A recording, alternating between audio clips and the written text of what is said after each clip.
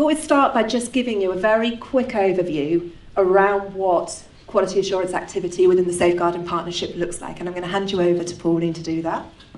Thanks, Jenny. So in terms of quality assurance activity, the focus of the work that we do is about the effectiveness and improvement of our safeguarding arrangements. And when we talk about an evaluation of the effectiveness, we're looking at what we're doing well, but also the areas that we can improve as well.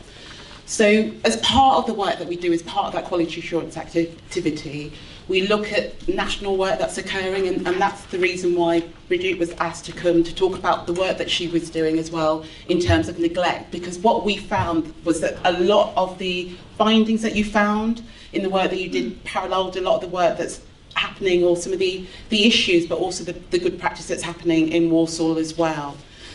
We're also undertaking some thematic review work as well. There's been a number of child safeguarding practice reviews where neglect has been identified as a theme.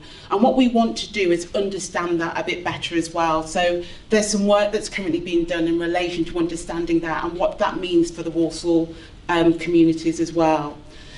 The other work that we do is we can identify that there may be themes. So there's a piece of work that's currently being undertaken in terms of learning reviews, and that's been linked to a number of different agencies, such as the Youth Justice Board, due to emerging themes linked to serious youth violence as well. And the final piece of work that we also do as part of some of those quality assurance activities are multi-agency audits.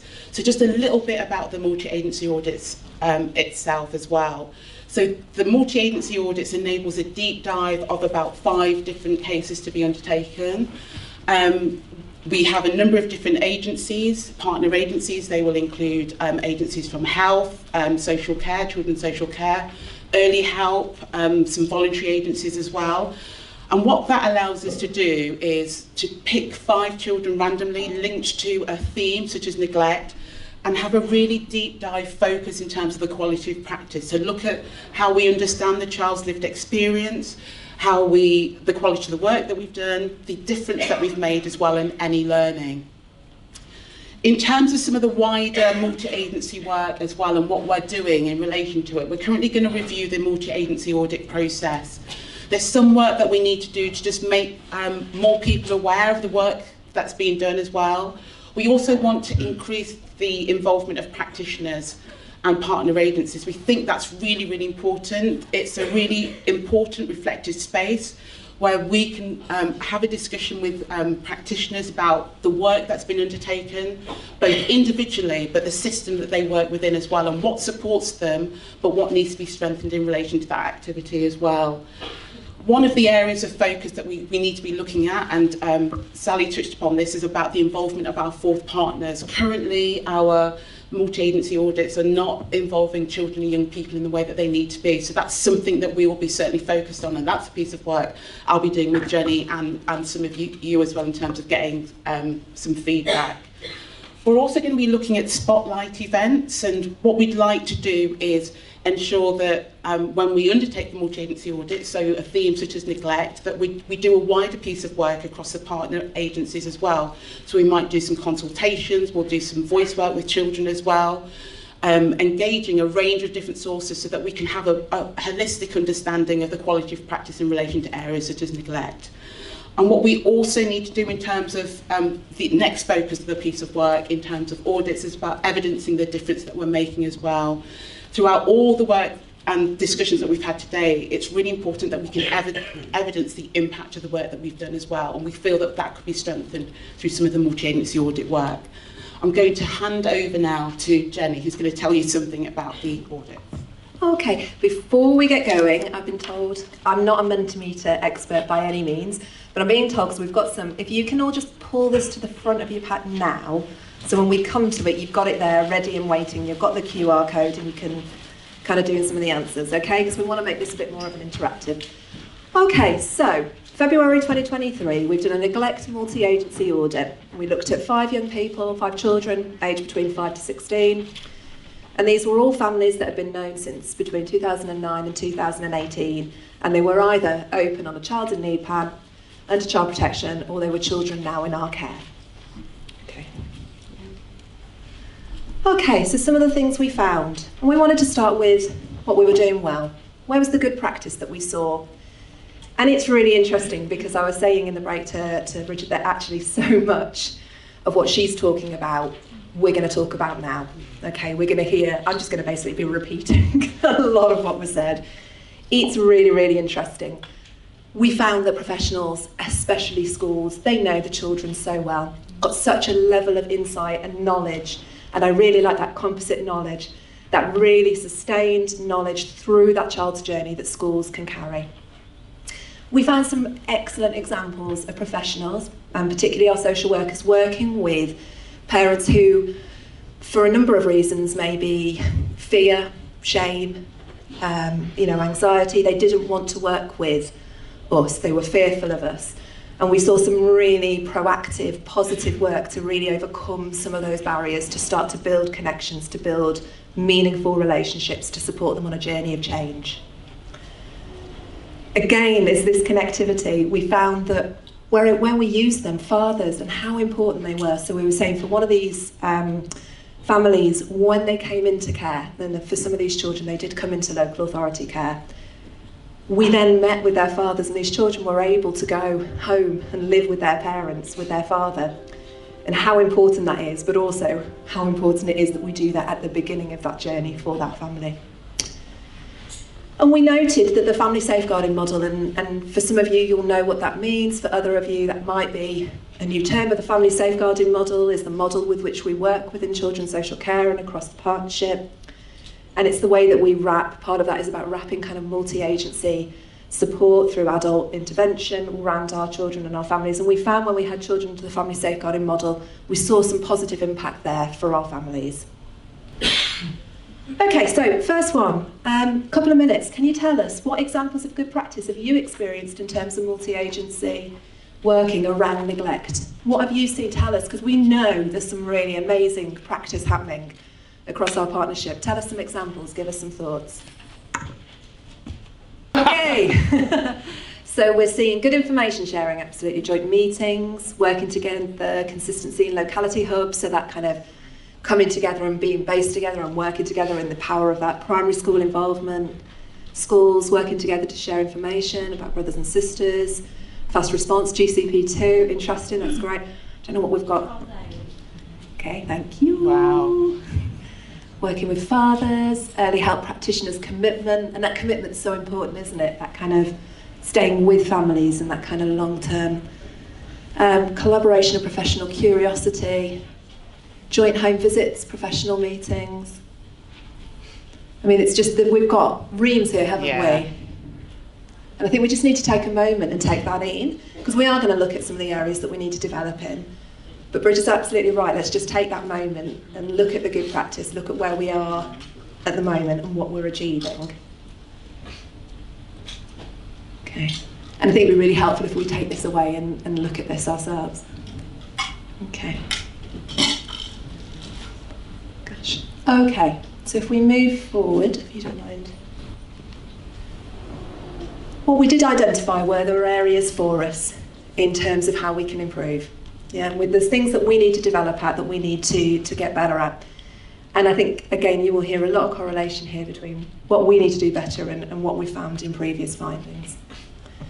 So what we found was that consistently, the quality of multi-agency assessment of neglect was not robust enough. They were not comprehensive enough, they weren't holistic enough. They didn't bring us a clear picture of the child's lived experience. We could lose the child, we could lose sight of what the impact for them was.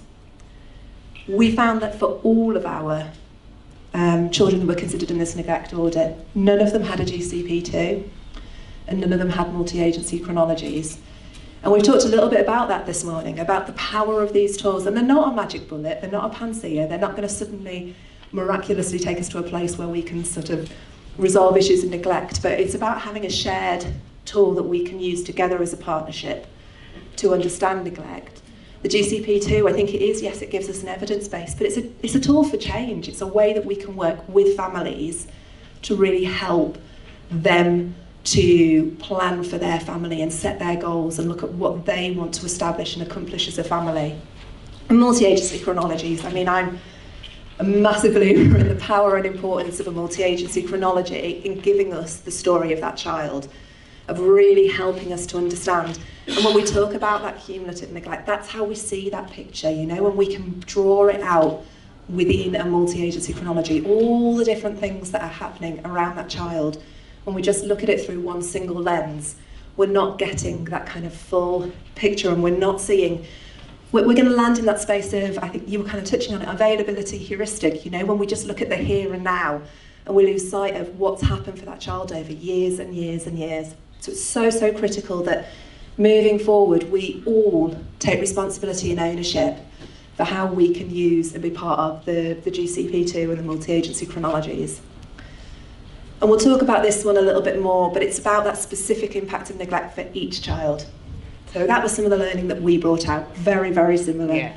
You know, like that different ages and stages, the different impact for those children. We had some children where they had really significant learning needs. They had, for one of our children, they had no real language at the age of 5. You know, so these things massively changed.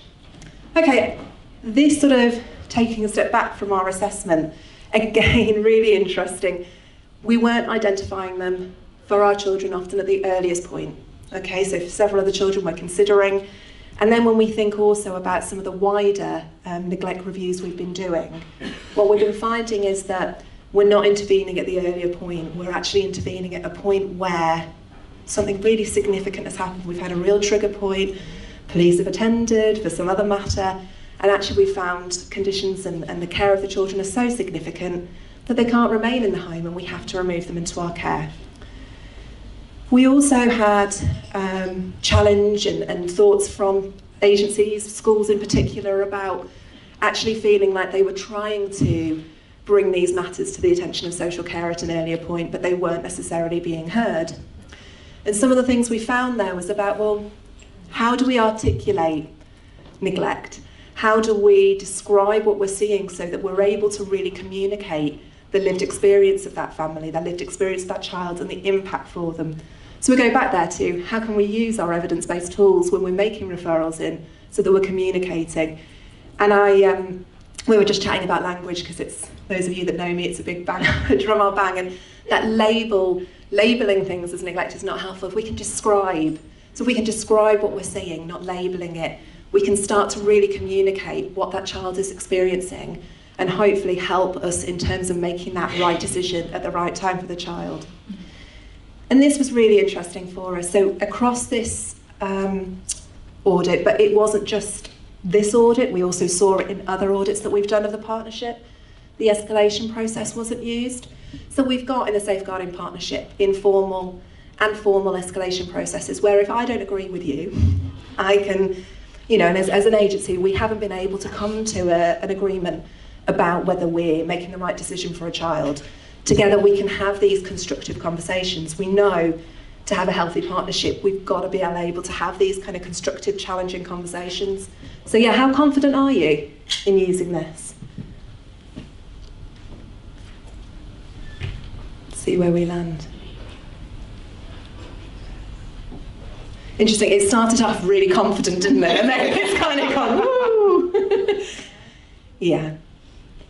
And I think this is what we were expecting to see and hear, that actually a lot of people aren't aware that there's a safeguarding escalation process, or if they do know about it, they don't feel confident in using that in their practice. And I think that's something that we all need to take away as safeguarding partnership, and actually thinking, well, how do we embed understanding and knowledge of this? Because that's how we will overcome some of these challenges. You know, we don't want to wait until things have really come to a really significant head.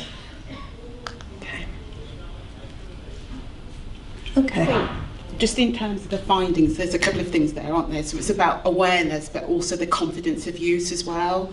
So that's part of the piece of work the partnership will be doing to support increased confidence in terms of using it as well, because I think those two things go hand in hand. Absolutely.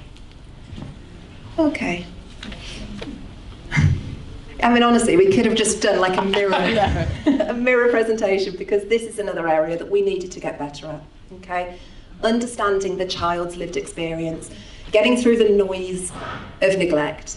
I'm a social worker. I remember as a social worker walking into homes where you've got neglect and you've got maybe 6, 7 children in that home, and the home environment feels really chaotic, and you can get pulled into that chaos, you can get pulled into what is happening, and it can be really hard to see through that and see every child's experience and see the impact. We can become, as we talked about, we can over-empathise with parents to an extent where we lose sight of the impact for the child. So all of these things can happen and they can stand in our way. And it's really important, isn't it, that it can't just be the social worker's job to understand the child's lived experience. It can't just be the schools. It's together that we pull that picture of what that child's lived experience is. If we don't work together, we won't get that full lens on that. And again, it's that specific impact for each child. Sometimes, especially when we're working with large groups of brothers and sisters, we can look at them as some sort of amalgamous blob, they're like the Jones children, as opposed to, I was going to go like Bob and Fred, and but there's 6, 7 children there, and each of them are going to have different impact from that neglect, and really being able to see that and name it. Okay, and I think for us as well, we built lots of really positive relationships. We could see connection, we could see a lot of activity. It wasn't always translating into purposeful practice for our families. And I think that comes back to some of what we were talking there about how plans and how we develop plans with our families. How do we prioritise what we want to achieve? How are we setting those really clear family goals that are achievable? Creating plans that are dynamic, that can change. And then if they don't change, we can see that drift and delay. If we set really big, huge plans, actually, we're not likely to be able to see the progress for our families. And we found our plans weren't sufficiently multi-agency. So very regularly, when we looked at these, our plans were often single agency, or some of the plans were just, Paula as the mum, you do this. Paula as the mum, you do that. There wasn't huge we weren't coming together as a multi-agency team around that family and really thinking clearly, well, what support are we going to put in place so that we can help you to make the changes you need to make. So on that then, what do we think? Because this isn't something that's just neglect specific. We see sometimes that we've been seeing this across the board, that our plans are not always as multi-agency as we want them to be. What do we think the barriers are? What's getting in the way of us being as effective as we could be in our multi-agency planning? Information sharing. Okay, so we've got kind of agencies coming from different perspectives, so maybe seeing things through a different lens. A lack of understanding of each other's role and remit. Okay, let's come down here. It's interesting, blame shifting. Okay, we've got MASH not taking the views of schools in MAF seriously. That's a strong statement, isn't it? And one that, if that's how we're feeling, easy communication between teams, difficulty in finding a common time, workload, different working hours, roles. So there's lots, isn't there, that's getting in the way of us effectively working together to build that plan that is going to move that family through into a space where they can kind of more effectively care for each other, lack of ownership, different views. Okay. So there's a lot there, and I think probably we want to take that away and really kind of drill into that, because there'll be some really clear themes, I think, coming through, and it's how we use that to inform some of the strategy, really, and the redevelopment of the strategy. So really important that you've shared with us with that, so thank you. So some of the next steps. What are we going to do as a partnership to address some of the learning? So we know that we're going to have, this is part of it, but we're going to look at kind of some specific partnership training and development offer, and look at the impact of support, also thinking about managers and decision making and supervision, not just our practitioners. And today we've got a really interesting workshop thinking about joint supervision and how we can kind of more embed that as a safeguarding partnership. Development of partnership learning exercises, and for example, talking about our partnership escalation process. We want to look at the use of the GCP too, and we need to have a really clear plan, because very similarly, again, GCP tool has been our tool for, I don't know, Isabel, do you want to tell me when our GCP, no, okay, forever and a day. 4 or 5 years, and similarly, we have a patchy use of it. So when we use it, We know it's effective, but we haven't kind of consistently embedded it across the system so that it's something that we're routinely using to understand our families. And develop and embed the use of multi-agency chronologies. Again, that's something that's been around for forever, yeah, that we understand how valuable they are, but we're not routinely seeing them as something that we can use to understand our families. So our last Mentimeter, what do you want? You know, you're the ones that are helping us to move this forward. What training do you want? What workforce development do you want? What is helpful for you, for us to be able to deliver to you to help drive this forward? So refreshing the GCP2 training, that seems to be coming through really strongly. People are feeling like, yep, I want to use that, but actually I want to understand how to use that. Assessment toolkits are giving us kind of a wider sort of toolkit to use when we're thinking about neglect. Holding more of these conferences.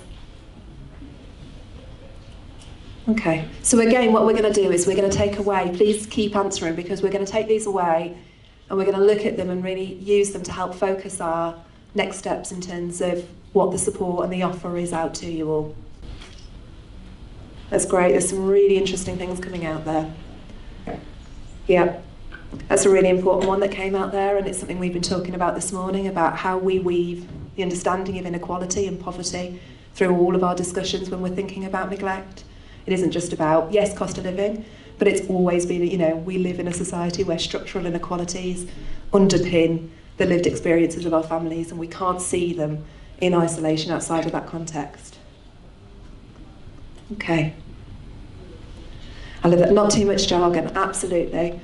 Yeah, that's how we communicate. We can get in the way of ourselves, can't we? We use terms that are so subjective that actually we then can't, my version of neglect, if I use that as a term, versus Paula there's version of neglect versus Leanne's, what does that mean? It's subjective. When we describe what we're seeing, when we use simple language, we can all better understand each other. Okay, there's some really interesting and useful. Thank you so much for being so kind of engaged in this, for really bringing some thoughtful ideas to the table. And we will absolutely be taking those away and thinking about what we can use with them next step. So thank you. Thank you.